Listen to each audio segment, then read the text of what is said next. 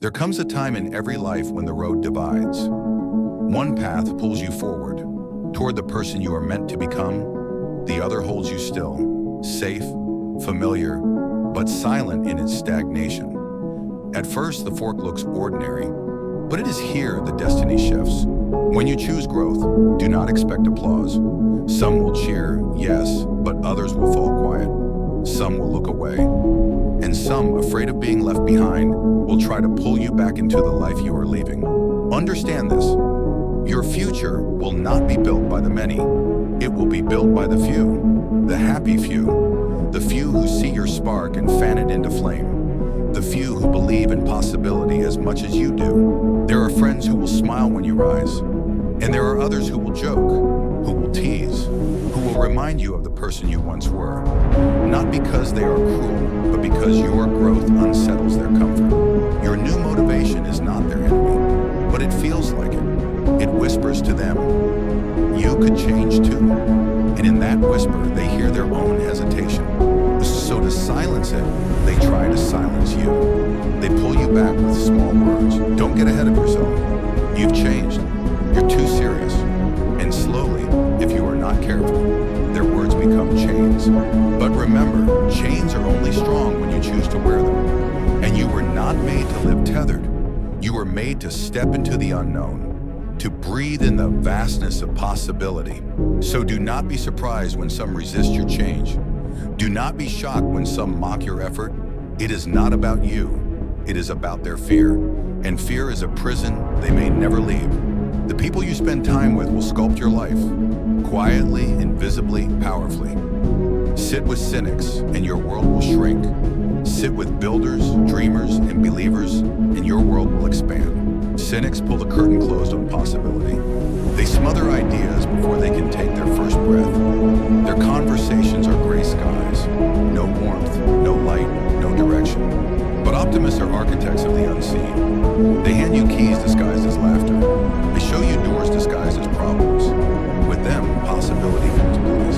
And so the question becomes simple. Who are you walking with? Who is shaping your hours?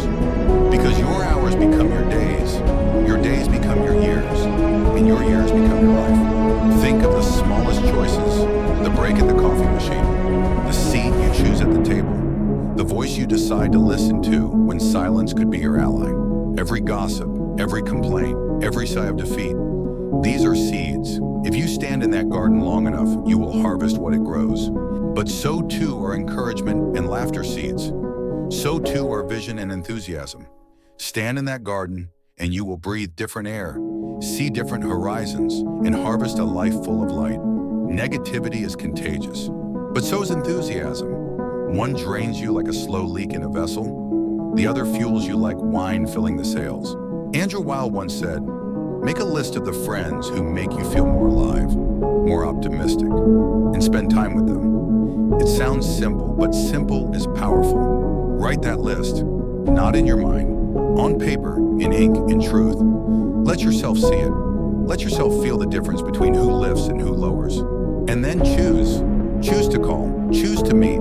Choose to invest in those who breathe oxygen into your vision. Because conversations are not just words. They are environments. They are climates.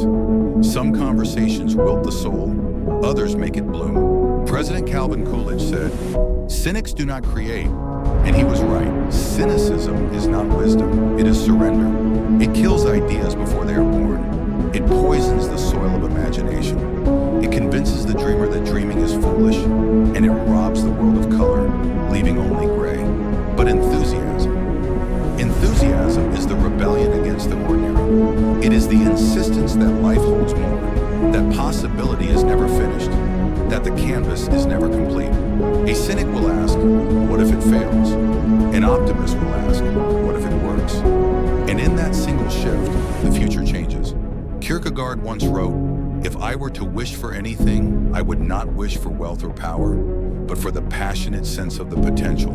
That eye, ever young, ever ardent, that eye sees possibility where others see walls. Wealth fades, power shifts, but the eye of possibility, the eye that sees what could be, creates endlessly.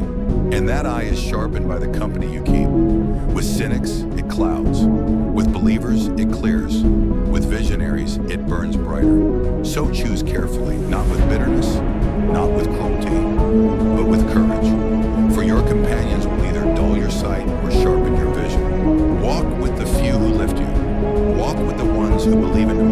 as much as you do. Walk with the ones who remind you that possibility never disappoints, because life is too short to drown in the shadows of cynicism. Choose the happy few. Choose them with gratitude. Choose them with joy. And in choosing them, you will choose yourself. If this message sparked something in you, if it made you pause and reflect, or feel a fire waking up inside, then don't let that fade. Subscribe. Not for me, for you. Because motivation isn't a moment, it's a habit, a journey. And this is only the beginning. Subscribe now, and let's grow together.